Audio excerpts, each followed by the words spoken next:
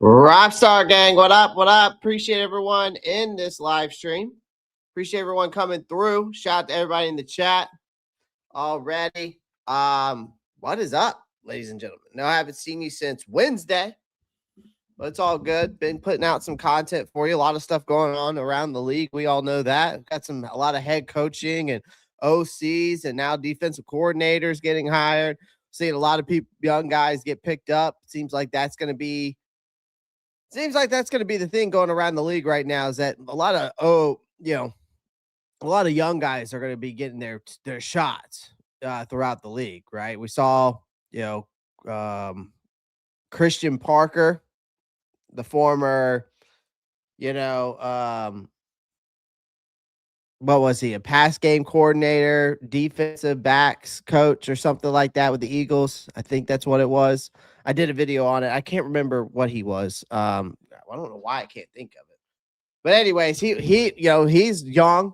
He's getting his first time, DC job. You got Jesse Minter going to the, all over the. Got Jesse Minter going to back to Baltimore. I mean, Baltimore again.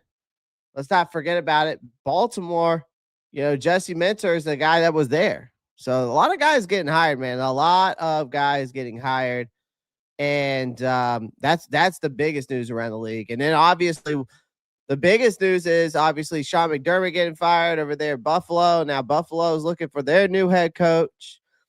And, that's why I want to do this live stream today, because we've been in talks about it for how long here in Carolina now. Like, a lot of us have talked about it. I talked about, like, if you saw my most recent video on Dave Canales, I talked about the good, the bad, the ugly, what he needs to improve on, all that good stuff.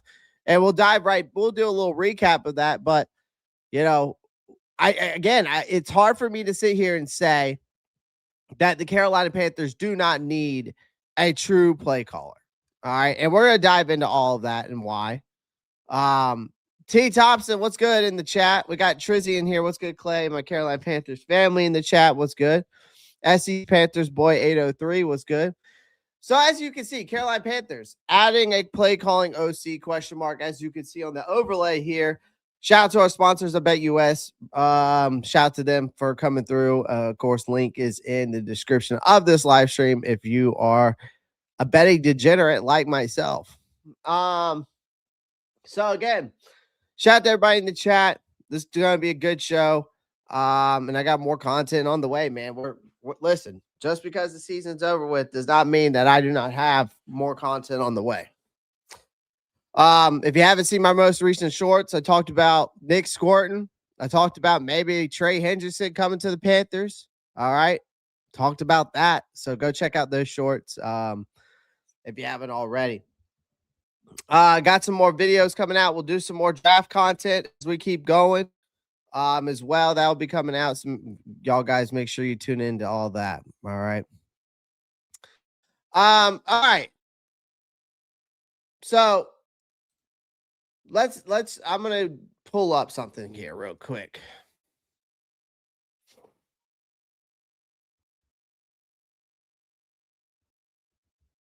I'm going to pull this up real quick. Now, this was from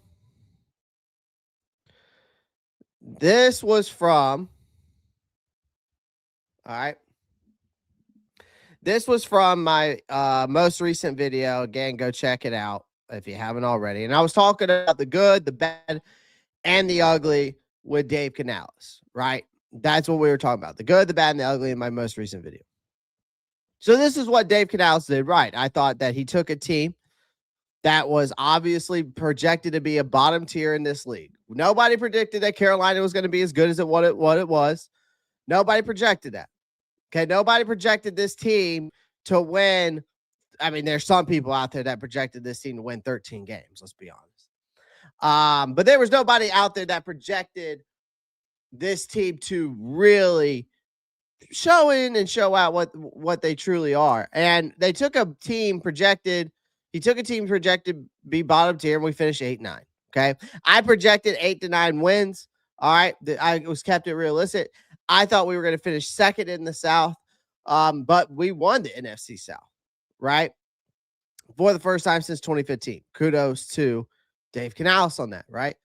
Got back into the playoffs for the first time since 2017. And we made the Panthers, I felt, competitive for almost every damn week, right? The only game I could really say that I felt like we were not competitive in, if I really had to think about it, was the Bills game, right? The Bills game where we just got blown out, right? That was the only time I felt like that we weren't competitive. But if we go on, this is where Dave Canales fails. Game management gets messy. Why? Because he's too worried about what's going on, right? And with the play calling. I think it's too much of a distraction. You got to balance it out. That offensive identity was lost when it mattered most. Yeah, when it came down to the big time moments, there was just times where I felt like the play calling, like the flea flicker in against Tampa, was that Tampa Bay? Yeah, Tampa Bay. Like that's where your offense loses the identity, right? And that's why I think, Canales needs a real OC, right? Again, you cannot. Now let me go back to the first slide. Like, there's no denying that. And the New England game, yeah, we weren't competitive in that New England game, Trizzy. You're right. Like, you can't flaunt him for this, right? He got us this far, right? He's gotten, and every year we think about it, right? Since he's been here, he's going into his third year. We went 5-12 last year, won 3 more games than the year before. So we've gotten better and better each year, but there is some things that he needs to improve on, right? So if here's the thing, if the Panthers aren't changing their damn offense, and Dave Canales is fine with that, right? So let's get this out of the way real quick. January of 2026. Dave Canales is not looking to shake up this offensive staff just because fans and talking heads on social media are bored or impatient, right? The man already has an offensive coordinator in Brad Idzik, okay? So if we go look at Brad Idzik,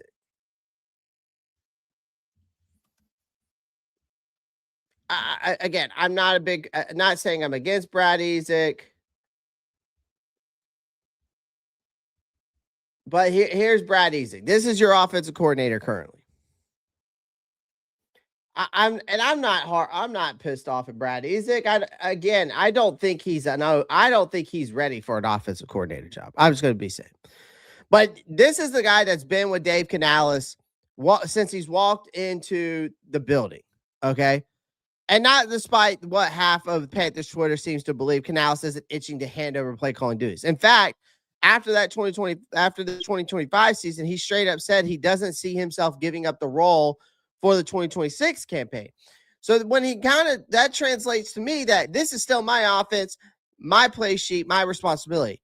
Now, sure, you'll hear some noise about how he should bring in a dedicated play caller so he can focus on head coaching stuff. That's a common narrative when a head coach runs the offense, and sometimes it makes sense. But in our case, Canales isn't exactly sweating it, and frankly, the results back him up. Now, here's the thing. The Panthers are standing pat. Okay? They're standing pat. We're heading into this 2026 offseason with most of our offensive staff still intact. That's not an accident. The team just went from being an absolute dumpster fire with 2 wins in 2023 to now winning the NFC South in 2025. 8-9 record.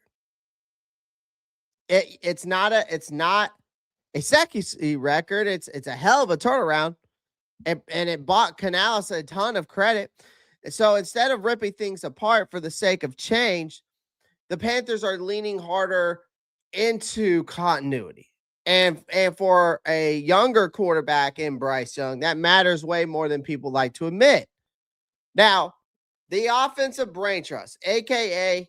the guys that run the damn show. So Brad Idzik, offensive coordinator. But it should say in quotes beside the offensive coordinator, but not the play caller. That's what it should put in quotes, besides offensive coordinator. Idzik followed Canales from Seattle to Tampa Bay, then to Carolina. So this is a long-standing partnership. He holds the OC title, but let's be clear, he's not calling plays on Sundays.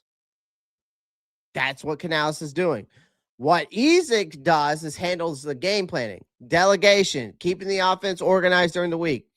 And it's working, right? Bryce Young put up career best numbers in 2025. That has other teams sniffing around Idzik for bigger roles. But the guy is quietly becoming one of the more respectable behind-the-scene offensive minds in the league. But still, he's never actually been a play caller, which is important to remember if anyone assumes he's just waiting to snatch the headset. All right? That's not happening.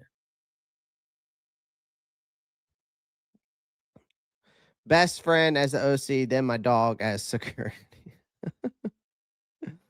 T Thompson, we will also retain Evero. That's what it seems like. That's what it seems like. All right, so let's continue to go through this coaching staff real quick. So, where is my guy at? There he is. So, Mike Bercovici. Mike Bercovici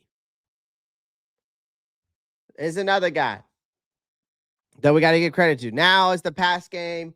He's the assistant quarterback coach, pass game specialist, a pass game coordinator. They promoted him to that, right? They made this move. They made sure he didn't walk out the door to another team because we know the Commanders wanted to interview. Bercovici is one of those rising name coaches that front offices quietly obsess over because that promotion that he got is going to signal that organizations see him as a big part of the offseason future, especially when it comes to the design pass game around Bryce Young. This guy's young. He's only going to get better. All right. Whether he ever calls plays or not, this guy is being groomed for something bigger. Okay. Which is a good thing. Luke, what's good? I think that he'll get his shot in the preseason call plays. Just see how it goes. I like the idea of coaching continuity for at least one more season. Okay. All right. Let's go on to the next person I want to talk about. Harold Goodwin, assistant head coach, run game coordinator. Goodwin is the grown ass adult in that room. So what he does is he brings experience, steadiness, credibility to this staff. His focus remains on the run game and the offensive line oversight. That's where he's at with it. All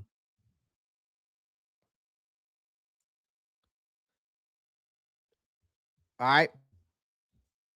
And he's not going to be the flashy passing concept Canales loves. Okay, that's just not him. But his value is huge in keeping the offense balanced and grounded. He's not the trendy pick of modern pass offense architect, but he's absolutely vital in making sure the entire unit doesn't drift into finesse only. All right? That's the thing.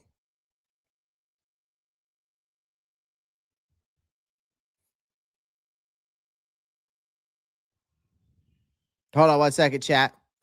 Shout out to everybody in the chat, by the way. Make sure you pound that like button, hit that subscribe button if you haven't already. Make sure you guys click that post notifications bell so you don't miss out on any new content, okay?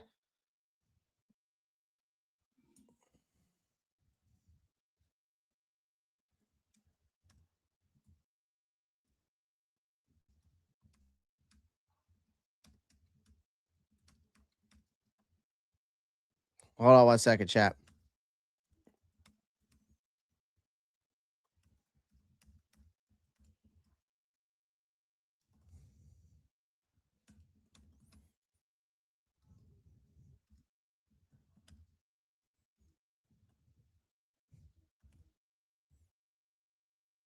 Okay. So that Harold Goodwin, like I said, that's his job. He is the veteran stabilizer, basically. Okay. So let's go on to the next person.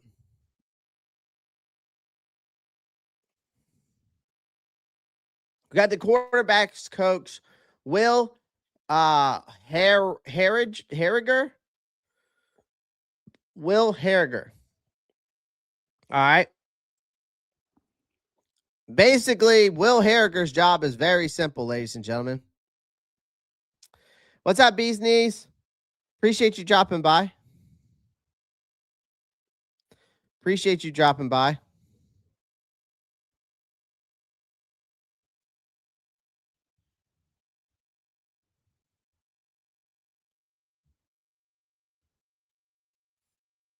Appreciate you dropping by. All right, let's continue. So again, Will Harriger's job is very simple, ladies and gentlemen.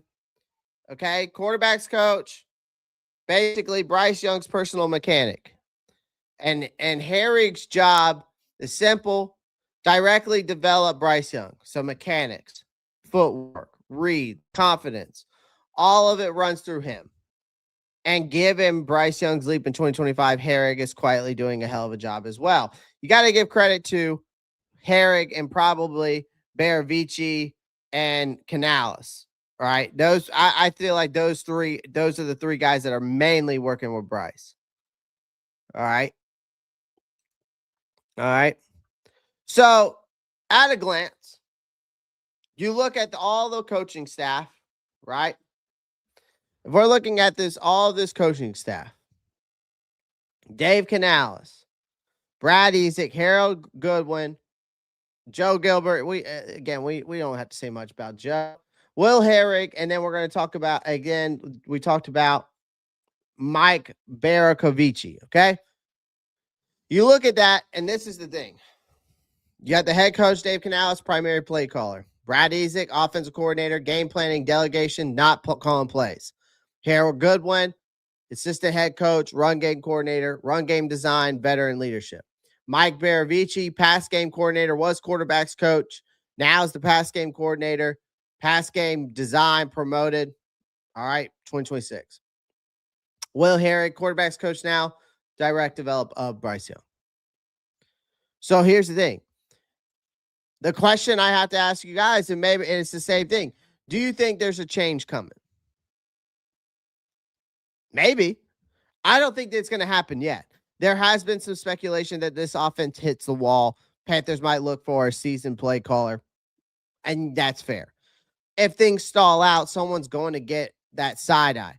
But going from 2 wins in 2023 to a division title now has solidified Canales' whole process approach, right? The organization isn't in panic mode. They're not chasing shiny objects. They're betting on what already works. We already heard from Dan Morgan, chat, that Dan Morgan said it's win now in Carolina. It's win now in Carolina. That is what Dan Morgan said.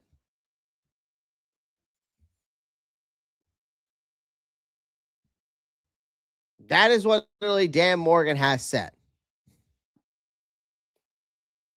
But again, Canales made it clear he is staying in control of the offense.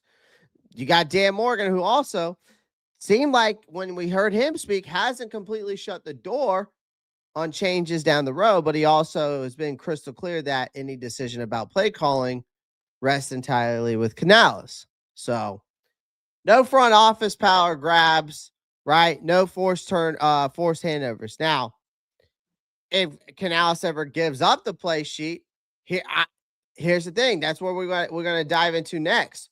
What does Dave Canales do? Right?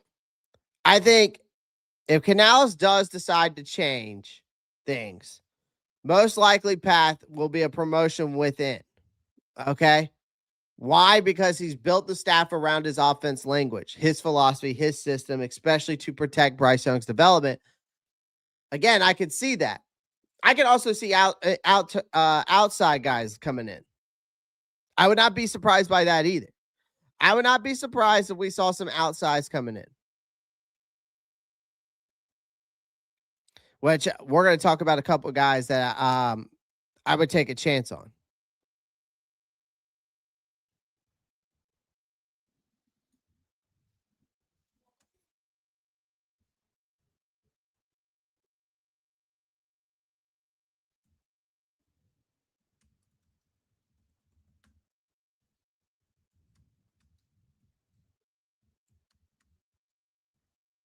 I'm about to start a poll, chat, because I'm kind of interested. I see some of you guys commenting, but I'm going to start a poll. And we're going to make this segment hell yeah or hell nah. Shout out to Coach JB Show. So do the Panthers need to add a play calling OC? I mean, again, like I said, if Canales does decide to change things, the most likely path I think would be for him to promote within, because he's built the staff, right? It's in his offensive style, his philosophy, his system, especially to protect, I think, the development of Bryce Young. Now, the internal candidates, again, we kind of went through some of these guys. Again, Brad Idzik, obvious choice on the paper. I mean, I think if he does go promote within, it would be Brad, since he's already holds the OC title. But again, he's never called plays before, and he is more of a planner and organizer than that technician with a headset.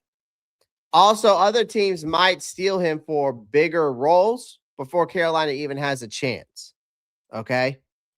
Which could be.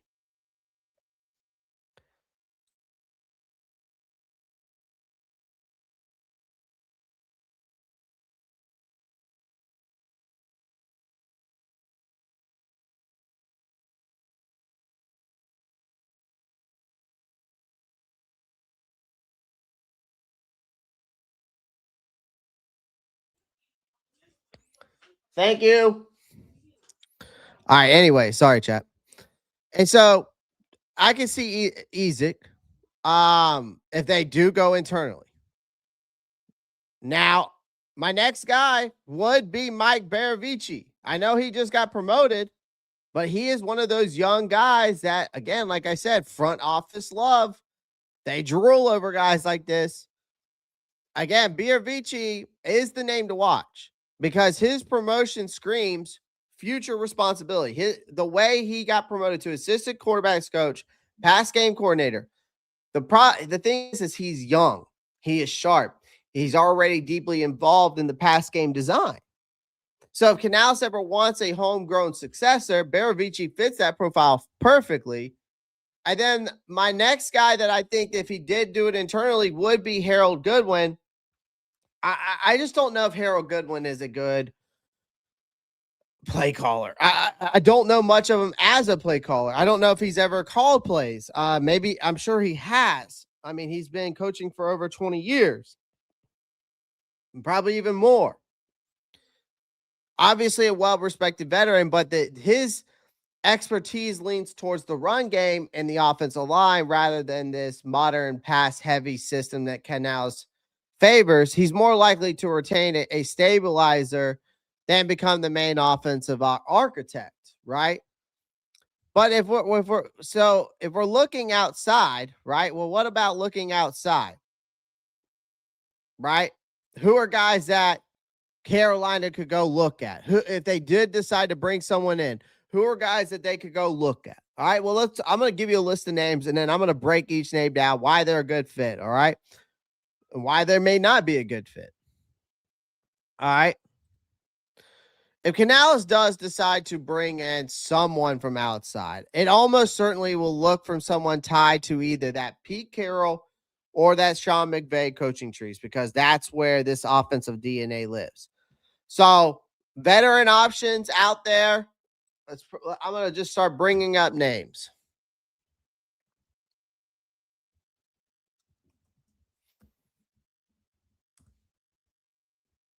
Brian Dable.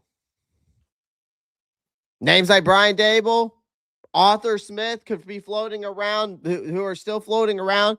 But here's the thing, guys like that usually want full control. Dable's going to want full control. Arthur Smith is going to want full control. So not some collaborative support where the head coaches still wants final say. So while they're experienced. So again, Dable, the thing I like about Dable is this. All right.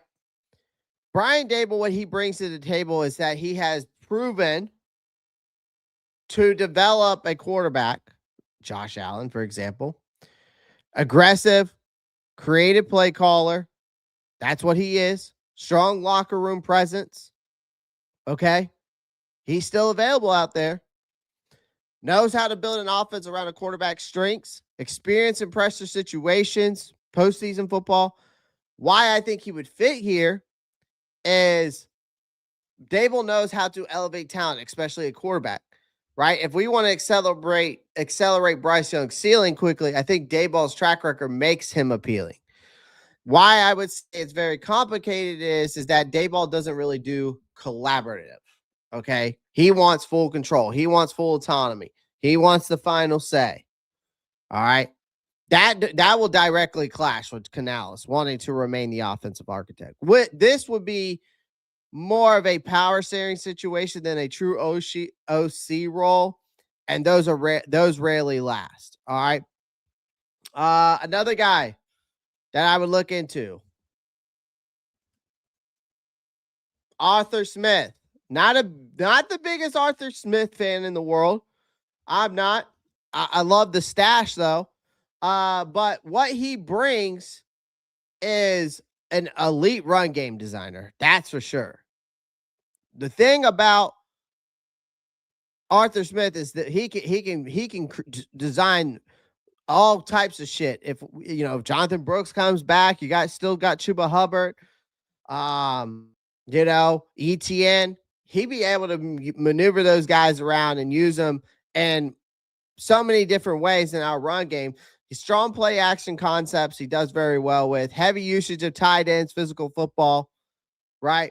Proven offensive success in Tennessee, deep understanding of building efficient and low risk offense. So I think he would fit because the way his offenses are run, he is built around protecting the quarterback and staying on schedule.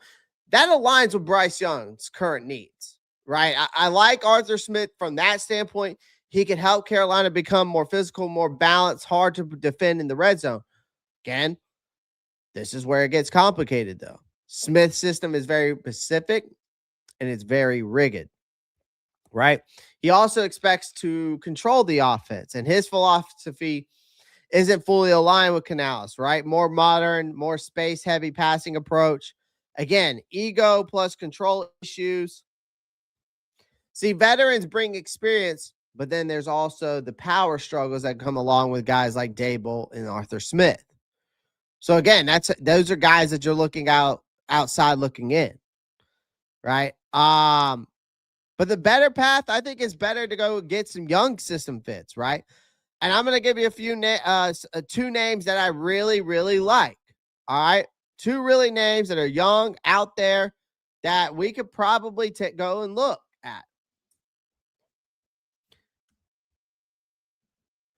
I do not know how to pronounce this guy's name, but this is Nathan Shilhasi.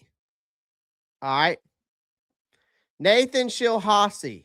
This is a guy that I'm very interested in. He's only 35 years old. He's the Rams pass game coordinator. What he brings is he's got deep roots in that Sean McVay system. And he has an elite understanding of spacing, route combinations, right?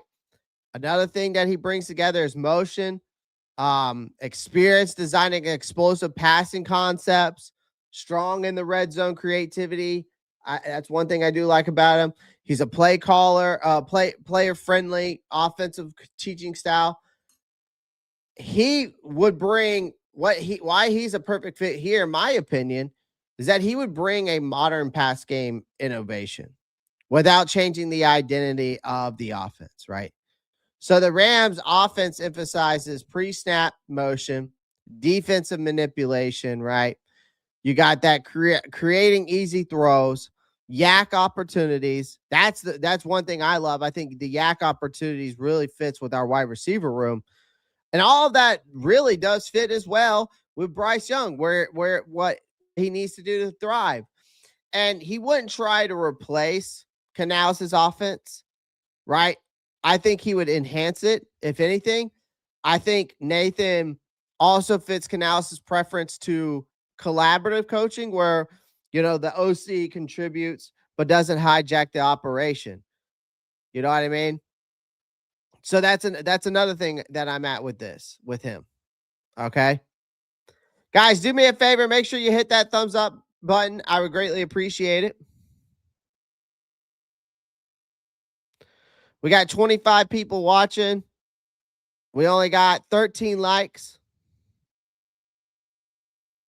Probably going to see me do some more live streams, by the way, since it's off season on Saturdays. And again, don't forget pre-record. We're going to start. I'm doing a lot more pre-records, so you'll start seeing that as well. We're going to have 2 or 3 pre-records per week. We'll have 3 live streams per week, and then you're going to have at least 3 to 4 shorts a week. Not 3-4 shorts a week, but 3-4 shorts a day, to be honest with you. So a lot of content's going to be coming out. The off season, there's a lot more. Honestly, you could talk about week to week and everyday things with the Panthers during the regular season, but there's a lot more content, I feel like, maybe during the off season. I don't know. Maybe it's just me. Appreciate you guys, though. All right, last guy I want to talk about is Davis Webb. Davis Webb is interesting. I like what Davis Webb brings to the table, chat. I like what Davis Webb brings to the table. Okay. All right. This is Davis Webb. If you don't know who he is, Davis Webb is the Broncos pass game coordinator. All right. That's who he currently is right now. Number one, what he brings to the table is that he's a former NFL quarterback with elite processing knowledge, right? Strong quarterback development background, modern West Coast, Shanahan, McVay, hybrid concepts is what he brings to the table. He is, if we did go get an OC, this is the guy I want. Davis Webb is the number one guy that I want here in Carolina if we got an OC. If we went out and got somebody external. He's a heavy emphasis on timing. Who's also has a heavy emphasis on timing? Canales. Rhythm, footwork, Canales. Those two already come together. The modern West Coast comes together. Strong quarterback development background comes together. Strong communicator with young quarterbacks. It would be a marriage of perfection between Davis Webb and Bryce Young and Dave Canales. Webb is tailor-made for developing quarterbacks. That is our entire priority. That's the NFL's entire priority, if we're being honest. The entire NFL's priority is when you got a quarterback and a young one, is to develop it. Right? Bryce Young doesn't need a flashy play designer as much as he needs better structure, faster reads, cleaner timing, more confidence. Webb's strength is building games that make life easier for quarterbacks, not harder. This fits Canales' mission statement almost perfectly. I think Davis Webb, again, would be the perfect marriage. Because he comes without ego already, meaning he would step into and as a true play calling OC while still allowing Canales to remain the philosophical leader, right? This is why I say Davis Webb or Nathan make more sense too. They're younger, right? What does that mean? We're in a win now mode, right? I wouldn't say we're at win now at all cost phase, but we're in a win now mode. We want to win, make the playoffs, right? Try to be not a competitor, but a contender, right? They're in a build stabilized phase. That's where we are. Build, stabilize. Right? That means they need teaching, they need development, they need adaptability, they need long-term cohesion, not long-term power play, right? Young coaches like Shilhalsi, I don't know how to pronounce his last name. I'm trying anyways. And Webb, right? They fit that offensive DNA. They embrace the collaboration. They focus on the quarterback growth. They innovate without disruption. Grow with Bryce Young is what they're trying to do. If Dave Canales decides to bring in a true OC, you got to avoid, I think you're going to have to avoid the big name veterans that I mentioned, like Dable or an Arthur Smith, right? Those guys are, again, they're chasing control. Again, you have to target these younger system aligned minds who can elevate your pass game, develop Bryce Young, add some creativity, maintain some offensive continuity, grow with the franchise. That's why Nate Shilhalsi and Davis Webb are far more realistic, all right, and frankly smarter fits for Carolina than splashy veteran names like Dable or Arthur Smith, right? I mean, again, another thing is too, I think that I think right now we're going to roll with what we got too. Because I don't see Canales panicking. The front office isn't meddling, and the offense it's stable. It can definitely improve. Thank you. Thank you. My coffee. You can have your big one. Got me some coffee.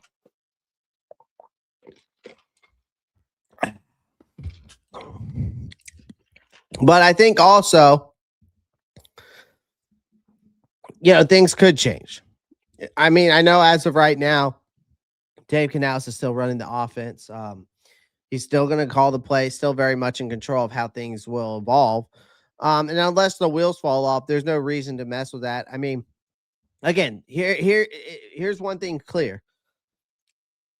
Again, I think the focus of the breakdown is that of what each of those candidates I mentioned, Davis Webb, Nathan Shilhalsi,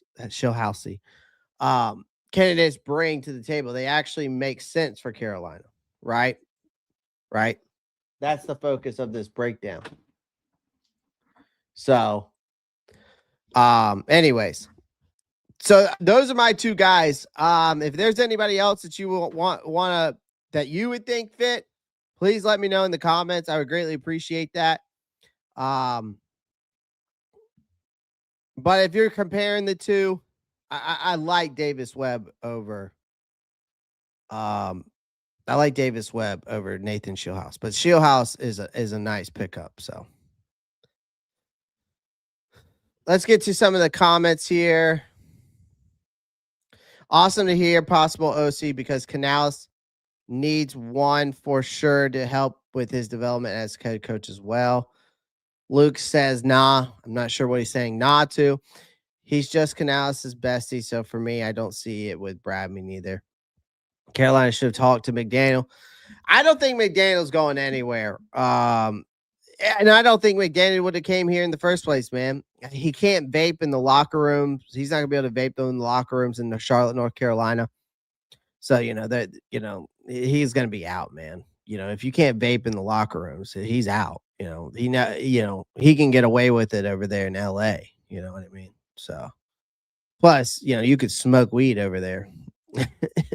And in LA. You know, I don't know what the law abiding citizens of the world in North Carolina are, but I don't think it's allowed up there. So I don't know. McDaniel's a weird cat, but a hell of an offensive mind. That's for sure. That's for sure.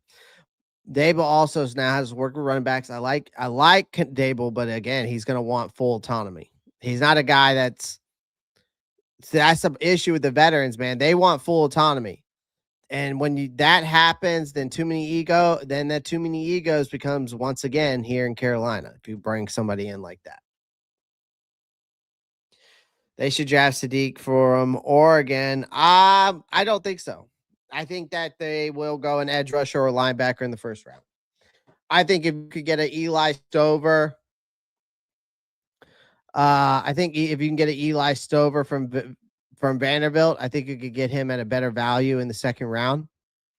And I would look to get maybe Eli Stover there. But there's also the guy out of Utah, I think it is, or Houston, Nathan something. I know who it is.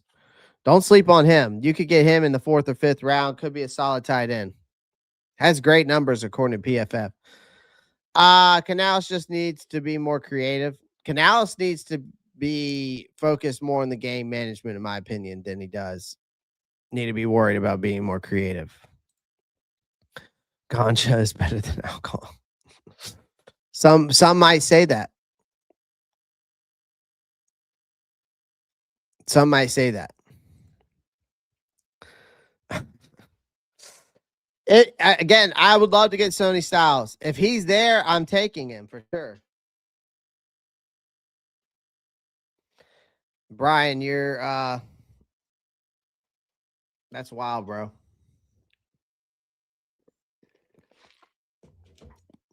That is wild. Full tongue. No. Full autonomy. Autonomy.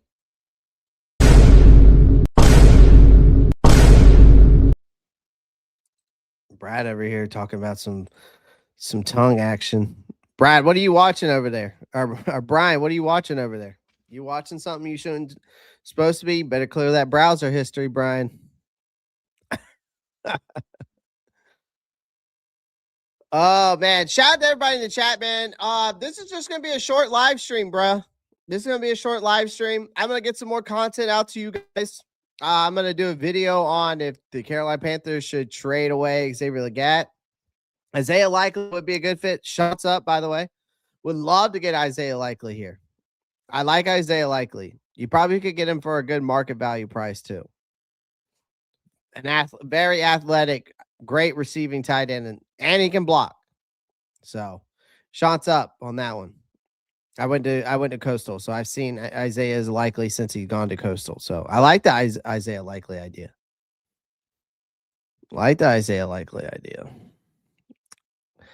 That's my guy. I gotta get his jersey one day. I wonder if I can get a Coastal Carolina jersey of Likely. I would do that. I would go get one. Might have to look into that.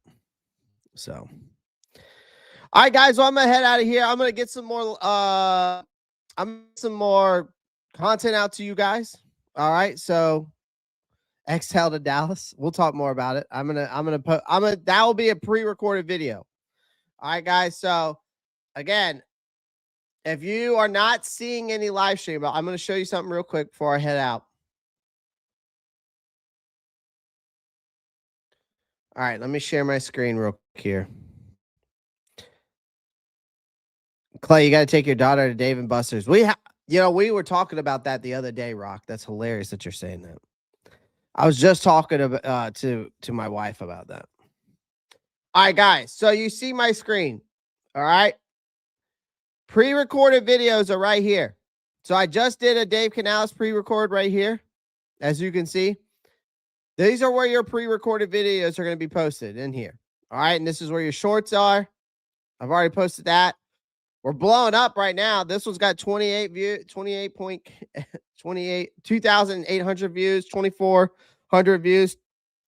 That one got 3,000. So doing pretty good over there. But again, pre-record videos are going to be right here.